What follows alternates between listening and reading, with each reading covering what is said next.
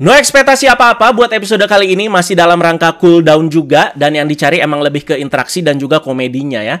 Dari kemarin juga udah banyak yang berkomentar kalau fase cooldown Gabu ini tuh bener-bener timing yang tepat dan tetap bisa ngasih poin bagus, sekaligus menjadi jembatan untuk saga terakhirnya nanti. Mantap guys. Bagaimanakah episode kali ini yang ditukangi oleh Hiroki Uchida dan juga Bapak Sutradara Kami Horiyuchi? Langsung aja kita bahas. Ini dia Kamen Rider Gabu episode 31.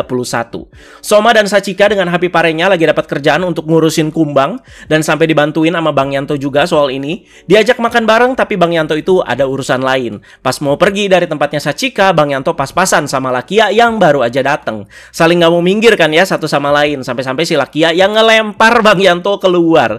Kocak di sini ya, celananya itu sampai ditarik terus dilempar. Dan suara Bang Yanto kenapa harus sampai mendesah gitu sih? Di luar HP parenya kenapa juga harus pakai green screen itu ya? Nah, gara-gara ini Lakia jadi dihimbau nih sama Soma dan juga Sachika. Kok gitu amat sama si Hanti? Jangan dingin gitulah. Kalau lu ngerti dia itu orangnya baik kok, bla bla bla. Nah, ternyata Bang Yanto yang ada urusan lain setelah bagian tadi tuh karena ingin menyelidiki soal keluarga ibunya Soma. Mulai dicarilah orang-orang di list dia dengan marga Michiru. Pas banget mereka itu nyelipin bagian ini tuh di sini. Penempatannya itu jadi berasa maksimal dan juga nggak buang-buang waktu.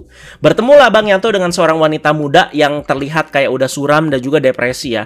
Ketika mendengar nama Michiru, si wanita ini tuh langsung agak heboh juga. Ternyata soal ini tuh nggak berhubungan sama ibunya Soma, tapi secara kebetulan namanya itu sama-sama Michiru guys. Soalnya yang ditemukan Bang Yanto dari si cewek ini, nama Michiru yang dimaksud tuh cowok guys. Tapi karena si wanita ini ya terlihat kebingungan dan juga depresi, jadi sekalian aja dan dengan niat baiknya Bang Yanto ya dibantuin guys. Si wanita depresi yang jadi guest di episode kali ini diperankan oleh Takara Suzuki yang berperan sebagai Haruka Inoue. Si Michiru yang cowok ini itu adiknya ternyata, dimana dia itu sekarang lagi hilang keberadaannya. Di hari saat si Haruka ini tuh mau ngenalin pacarnya ke si Michiru ini sekitar 2 minggu lalu. Gokilnya Kami Horiyuchi di sini kelihatan guys. Saat Bang Yanto nanya-nanya dan lagi menginvestigasi gitu, si Michirunya itu diliatin juga ke kita gerak-geriknya. Jadi ya terakhir kelihatannya tuh kayak gimana diliatin. Anu suka banget yang bagian itu guys. Terakhir kali si Michiru ini tuh terlihat di tukang cukur dekat rumah, dimana emang si Michiru itu ada rencana cukur sebelum pertemuan tadi biar makin ganteng katanya.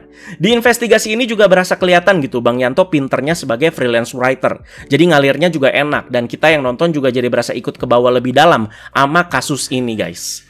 Nah, pergilah Bang Yanto ke tempat cukur yang dimaksud ya. Di tengah jalan ketemu lagi sama Lakia. Kebetulan si Lakia juga mau menginvestigasi tempat cukur yang mau dituju sama si Bang Yanto.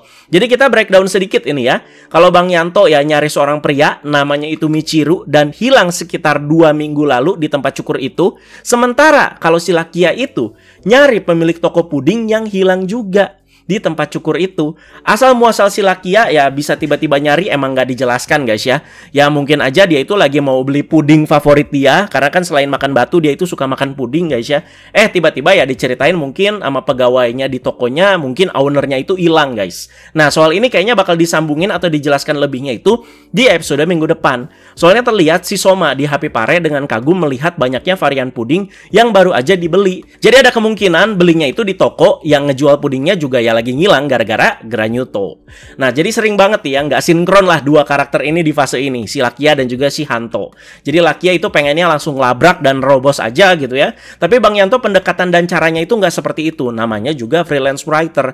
Jadi udah lebih berpengalaman lah ngurusin kasus-kasus kayak begini guys. Kayak kemarin kan pas mau investigasi pemandian kan ya, pura-pura jadi pelanggan dulu ya, nggak asal labrak ya. Sekarang juga sama guys, pura-pura jadi pelanggan dan mau dicukur di situ.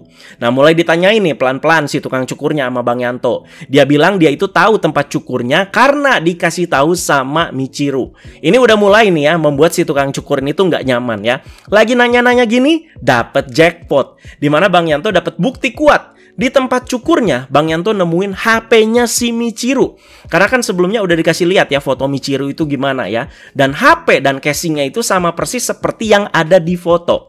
Tapi Bang Yanto itu masih tetap tenang di sini walaupun udah nemu bukti yang kuat. Dia itu berhati-hati karena masih ada pelanggan. Si Lakianya nggak sabaran guys. Si tukang cukur juga kaget lihat Lakia karena semua Granyuto pekerja pasti tahu sama Lakia yang udah jadi buronan di Stomach Company. Si tukang cukur berubah menjadi menjadi Granyuto. Kali ini yang dihadirkan ke kita bernama Granyuto Reaper ya, atau Ripa. Base hewannya dari mantis aka belalang sembah. Soal nama Reaper-nya ini tuh diambil dari nama Jack the Ripper, seorang serial killer yang biasanya tuh membunuh korbannya dengan pisau yang tajam. Dikejar sama Bang Yanto dan Lakia, lagi mau hensin, si Granyuto ini tuh mengeluarkan salah satu kemampuannya, yaitu mengeluarkan lendir yang akan mengeras seperti bentuk kepompong dan membelenggu tangan si Lakia dan juga Bang Yanto. Karena ini Granyutonya ya berhasil kabur guys, sementara Lakia dan Bang Yanto heboh satu sama lain ya, sampai mau nendang satu sama lain, sampai kebanting sana sini lah, pantat Bang Yanto sampai kena kaktus, dan Lakia juga sampai kesiram sama tepung.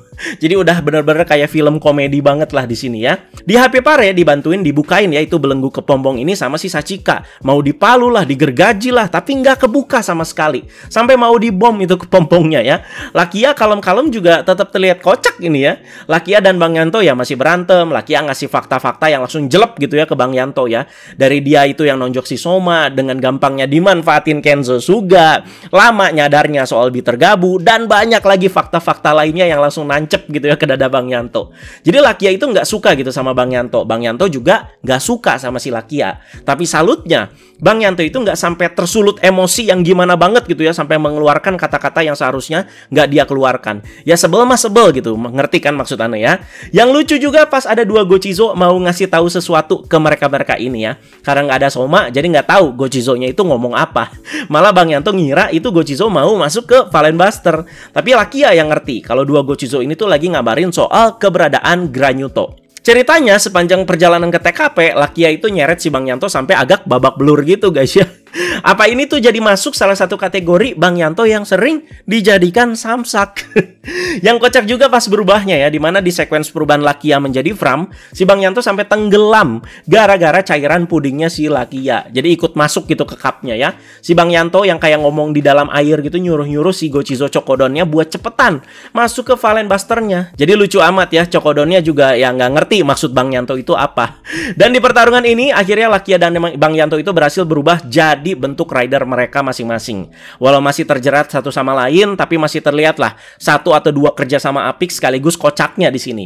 Ternyata buat ngebuka jeratannya itu ya harus terkena serangan sabit si Granyutonya. Itu saking tajamnya kali ya sampai bisa ngebelah gitu. Tapi malah kena lagi jeratan yang kedua. Kali ini yang terbelenggu itu kakinya Bang Yanto sama si tangannya Lakia. Makin jadi repot lagi. Tapi syukur nggak lama bagian yang ini guys ya, dan bisa lepas lagi. Akhirnya di finishing bareng sama keduanya si Granyutonya. Dikira Granyutonya hancur, tapi ternyata berhasil kabur dengan cara meninggalkan kepompongnya. Ini khas serangga banget ya. Premisnya tiba-tiba jadi serius di sini, di mana Lakia melihat tanda bekas serangan Granyuto tadi di sebuah pohon, di mana tanda ini adalah tanda yang sama seperti bekas luka komel adiknya sebelum kematiannya. Yang ngasih asumsi juga nih buat si Lakia, jangan-jangan yang ngebunuh dan ngeeksekusi adiknya itu adalah Granyuto Ripa ini. Soalnya sama bekas lukanya temennya atau bekas sabetannya. Nah, apakah iya guys? Yang Anda tangkep ya, Lakia bakalan hilang akal sehat lah di episode berikutnya ya karena hal ini. Jadi ya makin mengabaikan juga peringatan-peringatan dari Bang Yanto, dan bahkan keduanya bisa jadi makin ribut satu sama lain.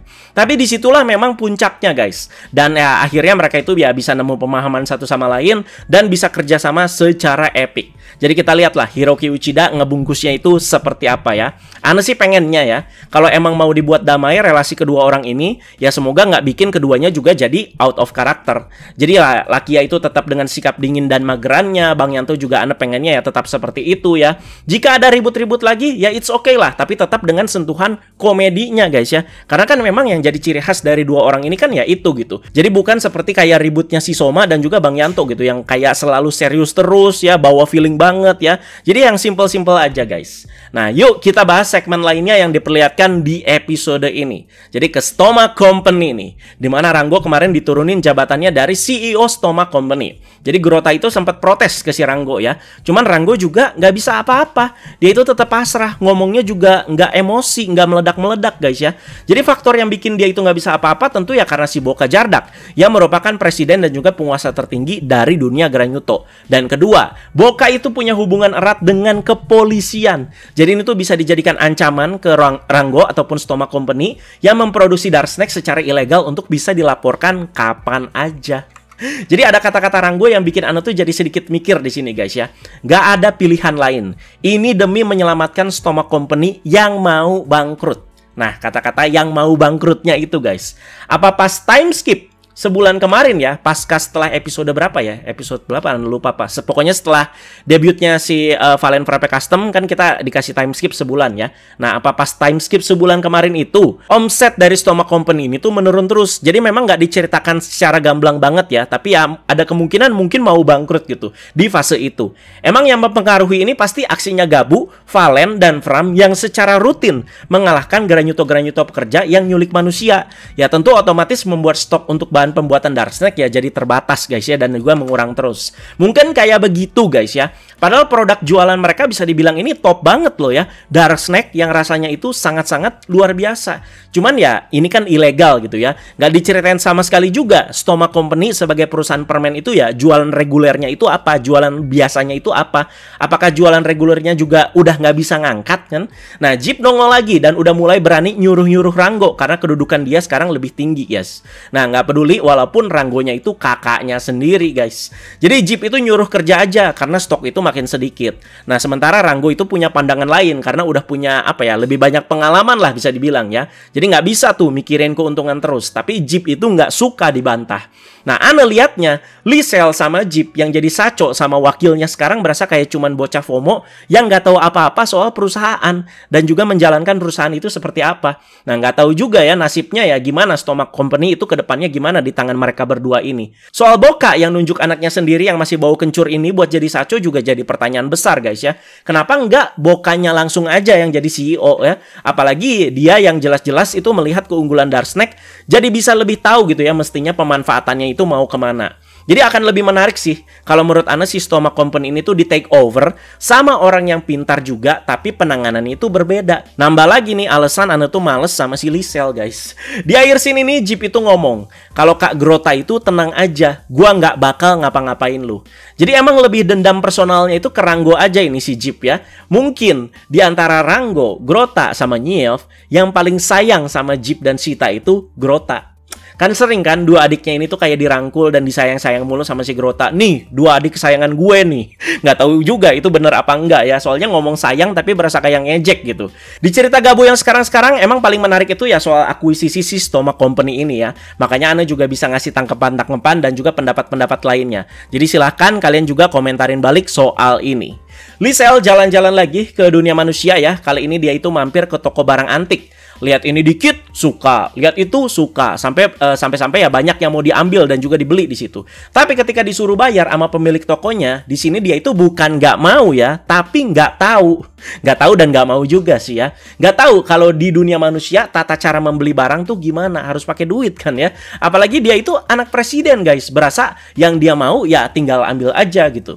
Si Lisel yang masih bertanya-tanya kenapa harus bayar, ngasih tatapan tajam yang sampai bikin si pemilik tokonya itu terdiam dan juga merinding. Sampai mematung itu si pemilik tokonya. Ini kayaknya salah satu kemampuan dia ini guys ya. Jadi ya bersikap kawaii, tapi kalau udah ngamuk jadi ngeri gitu. Ternyata si Lisel ini tuh punya butler alias ajudan. Dimana butlernya ini tuh jadi ngeberesin si pemilik toko tadi yang dianggap rese sama si Lisel. Sementara Soma, dia itu mampir lagi ke toko yang kemarin ngejual banyak snack yang sering si Soma itu makan. Ketemu lagi kan sama si pemilik toko yang kemarin Soma juga samperin. Memang ya masih no clue at all ya, tapi banyak yang udah ngasih teorinya di kolom komentar soal ini. Keren kalian. Dari beberapa komentar banyak yang bilang bisa aja katanya nanti soal ini si pemilik toko ini tuh nyambung sama keluarga Michiru yang dicari sama Bang Yanto dan erat kaitannya dengan si Soma. Di episode ini juga soal ini ya belum ada clue tambahan lagi yang gimana banget ya. Soma itu cuma ditawarin makan permen karamel sama si bapaknya, terus ya dimakan dan ngasilin gochizo Somanya, yaitu karamel mel gochizo. Nah, si gochizo ini tuh di versi mainannya rilis di periode yang sama bareng Pop Burn sama si Makaron kemarin ya, Elegan Makaron. Kehadiran si bapak ini berasa bakalan penting banget, tapi apa gitu perannya? Kita masih bertanya-tanya guys ya. Nah, kalau kalian mau ngasih teori lagi, silakan aja langsung di kolom komentar guys. Soma tadinya dari sini mau nyusul Lakia sama Bang Yanto, tapi tiba-tiba dia itu ngedenger teriakan orang. Ternyata itu si pemilik toko barang antik yang lagi disiksa sama butlernya si Lisel. Akhirnya terjadi pertarungan antara Soma yang berubah menjadi Gabu Popin Gumi dan juga butlernya si Lisel ini. Keren juga nih fighting style si butlernya ya. Jadi nggak heboh, gayanya kalem, technical, dan setiap pukulannya itu kayak selalu tepat sasaran dan juga kayak ngasih critical damage gitu ya. Pertarungan ini terhenti karena tiba-tiba Lisel nyamperin dan ngajak Soma itu buat jalan-jalan sekalian ngeteh bareng. Nah, udah mulai masuk juga nih ya si Zardak Family ke lingkarannya Soma sebagai MC-nya di Kamen Rider Gabu. Episode minggu depan ada yang menarik juga nih ya, selain terusan interaksinya si Lakia dan juga si Bang Yanto. Jadi soal Dente Ojisan yang bakalan ketemu sama Nyelf. Bakalan menarik nih percakapannya dan mungkin akan menguak hal baru lagi. Jadi mari kita tunggu aja. Dan benar ternyata belum debut Final Form guys episode minggu depan ya. Sesuai yang Anda bilang kan ya, rumus H-1 itu nggak selalu dieksekusi. Makanya episode ini yang bisa dibilang masih cooldown terus tiba-tiba debut Final Form ya bakalan terasa loncat banget dan pasti kita juga bakal kaget banget ya. Apalagi saga soal Lakia dan Bang Yanto ini emang bagusnya itu dibikin 2 episode aja menurut Anda. Ya bagus lah, mereka itu masih mau mainin durasinya itu sesama mungkin ya. Jadi ya nggak jadi kejar-kejaran episode sama tanggal rilis mainannya. Kan biasanya kayak gitu, wah ini mainannya udah rilis nih tanggal segini, kita harus kejar sama debut episodenya gitu ya. Enggak guys ya, jadi masih diakalin soal ini. Tapi tetap soal Final Form Gabu juga nggak bakal lama-lama sih ya, bahkan bisa lebih cepat menurut Ana ya.